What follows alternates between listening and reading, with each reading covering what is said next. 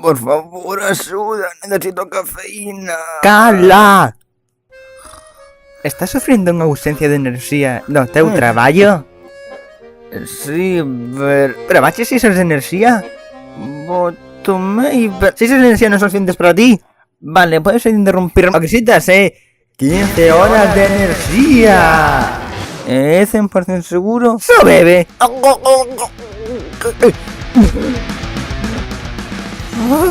Dios, estoy asombroso. Puedes apostar a tu Cuba que sí, 15 de enerxía, Dache, 15 horas de enerxía constante, emocionante, chocante, destrozapenes. Una vez que tomes esta merda nunca volverás a un necesidades 5 o 6 horas de enerxía. 15 horas de poder. Solo son 7 horas. ¿Cómo te sientes? Bueno, pues este señor, cualquier cosa. Su canción de energía, por favor. Cualquier cosa, su poderoso, cualquier cosa. 15 de enerxía, no soy trastornos de conversiones como este tipo. Dios, ¿cómo usas 15 de enerxía? Antes a mi hacía, estabas a ir cuando estaba durmiendo. Pero desde 15 horas de energía se nunca duermo. Gracias 15 horas de energía. 15 horas de acoso.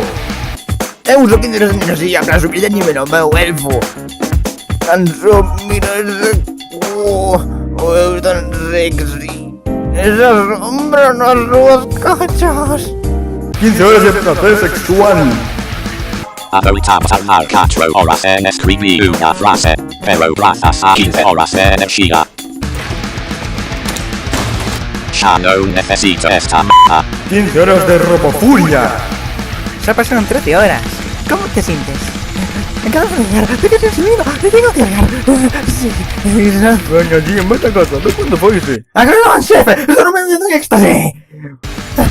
Tengo que llegar, tengo que seguir trabajando.